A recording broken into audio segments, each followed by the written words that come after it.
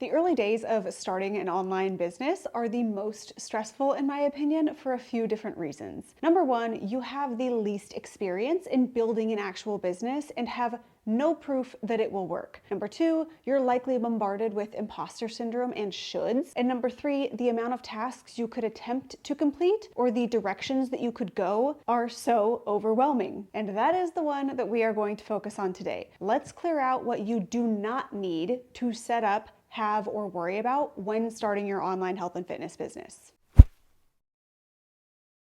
I'm Annie Miller, and I give health and fitness professionals the tools that they need to build profitable, data-driven online businesses without selling their soul to vanity metrics. Today, we focus on defining what you don't need in order to start your online health and fitness business. What can you put on the back burner? What's not the best use of your time when you're starting out? Defining this can clear headspace and provide clarity on where you do need to put your time and energy, both of which can be quite limited in those early days when you're starting out. You'll likely have another job, or maybe you're in school. Regardless, you're not just sitting around with nothing but time to build this business. So what can we take off of your plate? It's not that you don't need these things eventually or that they're a complete waste of time, but I do think that they are a waste of time, quite frankly, when you're just starting out. For me, starting out means you're certified and literally have zero online audience, or you've been in the online space but with little to no success in signing clients. The last scenario means there is room for refinement, and hopefully today's video can help with that. This is going to be a mixture of a list of things you don't need in order to start your online health and fitness business,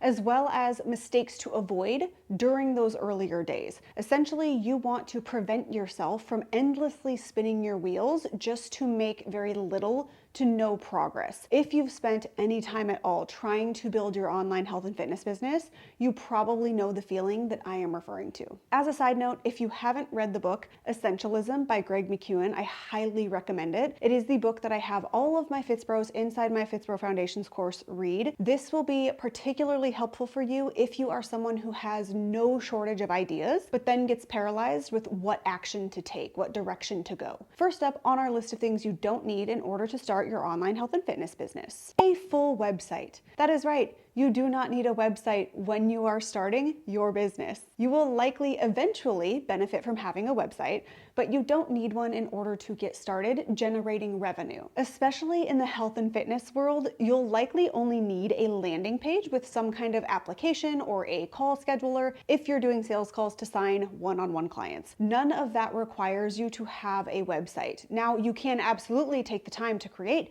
a simple website if that's something that your soul just desires, but a website mainly becomes useful when you begin to scale your business. And that is not a concern of yours if you are only taking one-on-one clients, which I would argue is the case for most people when starting out in this industry. It's very common for new coaches and practitioners to look at people that they aspire to be like and want to replicate whatever that person has in place. While there might be some wisdom in that, the people you aspire to be like in business did not start their business with everything that you see now. Know the season that you are in and make decisions accordingly. The next one is very much tied to number one, and that is SEO. Maybe this isn't even on your radar, but it will likely come up in your quest of tasks to complete and starting your business. I am here to let you know you can let it slide. SEO stands for search engine optimization, and it's certainly not a bad thing, but it's not the lowest hanging fruit when starting your business, in my opinion. It's absolutely vital if you have an in-person brick and mortar restricted by a geographical location, but online we have many other ways to reach people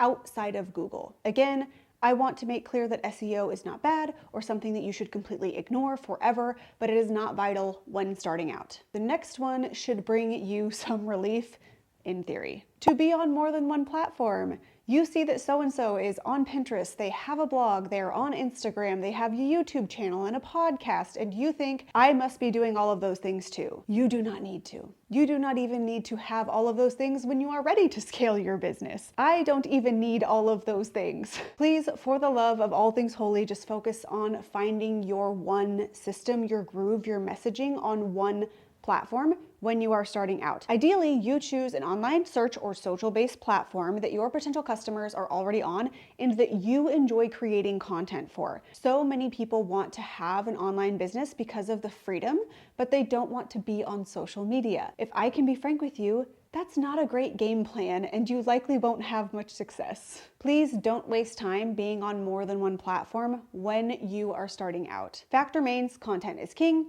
and your time will be best used creating content really well for one platform and one audience. Next up is a freebie. While I do encourage you to build an email list eventually, that does not require you to provide what is referred to as a freebie. You can create a freebie and maybe it doesn't take you much time, but is it the absolute best use of your time when starting out? I would argue not. I don't think it's needed in order to fill a one-on-one roster, and I think that your time is better spent refining your messaging, your sales, your offer, and your application process. If you feel pressured to create a freebie, consider how you can run your business without one, because like I said, you can still build an email list and send weekly or monthly emails out without having to create and market a freebie. A freebie is also known as a lead magnet, and they are best used, in my opinion, as part of a larger funnel.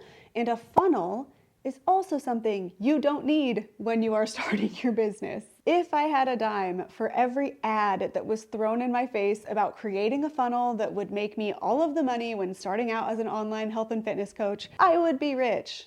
Richer than I am now. You don't need a fucking funnel. That is putting the cart way before the horse. You don't even know who you are right now. You are still figuring out your brand, your messaging, who your ideal client is, and how you best communicate to that person. Please do not waste your time creating a sales funnel. It's just not needed. Remember what I said earlier: application, service, content, maybe an email list. In that same breath, you do not need more than one offer. As you scale your business, you will likely create some kind of hybrid offer, a membership, a group program, a course, or supporting offers to your main offer. But that's not needed, again, when you are starting out. Focus on your singular offer, who it's for, what your method is, what your philosophy is, and how you can package that in a marketable way to people who are actively looking for it and following you. Those are the things you don't need in order to start a business. Now here's a quick list of things you will need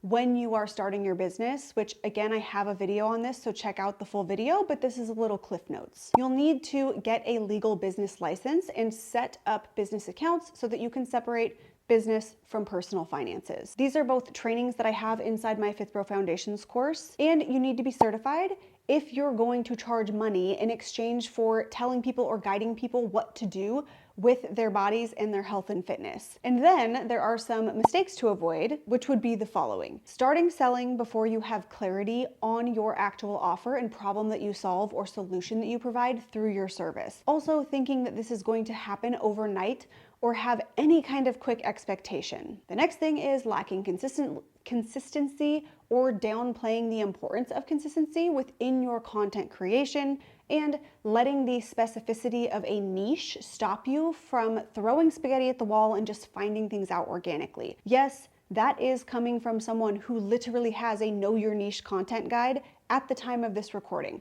Remember, the context of this video is what you don't need in order to start. If you already have your niche identified, you're a step ahead of the game. But my point is that it's okay if you don't when you are first starting out. You will likely find it along the way through experience and working with different clients. It's very normal to start a bit more wide and then get narrow with your niche before expanding a bit again. All in all, you need to be in this for the long haul and you need to be in this for the process. If you found this video helpful, be sure to check out or keep an eye out for my video on how to start your online health and fitness business. In the meantime, hopefully this video helped put some blinders on and determine what can be put on the back burner for now.